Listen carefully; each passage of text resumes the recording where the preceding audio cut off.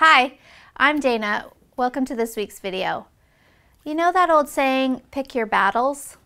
Well, we're going to talk about that today, picking your battles. Here's a few areas in which I think it's not worth the battle. Honestly, it's not. One is around deciding what to wear every morning. I get asked this question a lot, and it's usually from moms with daughters, if I'm being totally honest here. And I would say that I've probably stepped into this once or twice in my life too.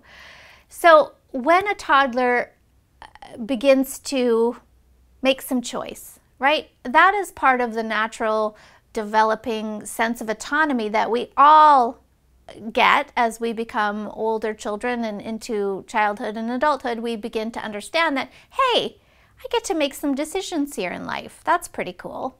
And picking out what to wear is usually one of the first things that shows up. And it can become a battle, right? If you put out this beautiful pink dress that you would love her to wear, and she walks into her room and throws that one on the floor and goes to pick out something you would prefer her not to wear, this can become a battle. I think it's a battle not worth fighting. If I'm being totally honest, I really don't think it's worth going there. Because here's why. She will always be this way. This isn't going to change, right? This is actually going to get worse. I have a 11-and-a-half-year-old daughter right now, and I can tell you that it's better if I just keep my mouth zipped about what she's wearing, honestly. I mean, I want, if she came out in shorty shorts or something like that, I'm going to say, go back and change. But I don't put a lot of pressure on what she should wear, because I have found through mistakes that I have made that it just creates tension. And it steps into her right and her realm, right? What we put on our bodies is a very individual thing. It's a very personal thing. It's sometimes a representation of who we think we are at the moment in our lives.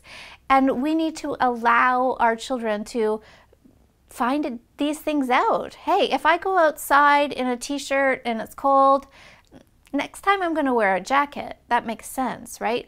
If we constantly are making these decisions for them, then they're never really going to figure it out, and they're going to probably push back. If I say to my 15-year-old, oh, you should take a sweater today, it's cold, he's not going to take a sweater right now because I said it. And he's going to go out and be cold, and maybe tomorrow when I don't say anything, he's going to take his sweater. So just be really careful. Like, it doesn't matter if her clothes don't match, or she's wearing, you know, a dress with jeans underneath. It doesn't matter, right? And you can tell everybody behind her, she dressed herself today. She dressed herself today. If it makes you embarrassed in any way, but just don't fight that battle.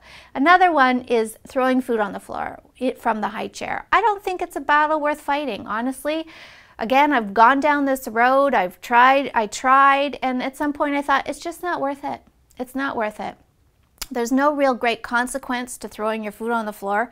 It just means I have to get you out of your high chair and maybe, you know, then worry that you're still hungry later. So what I used to do is just put my kids in their high chair in an area where there's no carpeting underneath. It's very easy to clean up if they throw things on the floor. And here's the best part. When I started ignoring it, it stopped. It's true.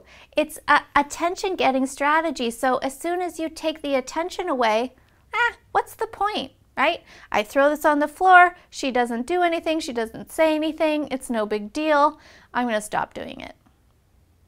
All right, so it's always worth reflecting.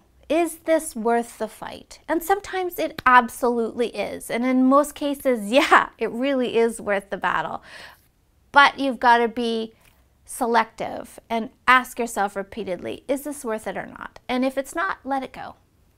Thanks so much for watching today. Sleep well.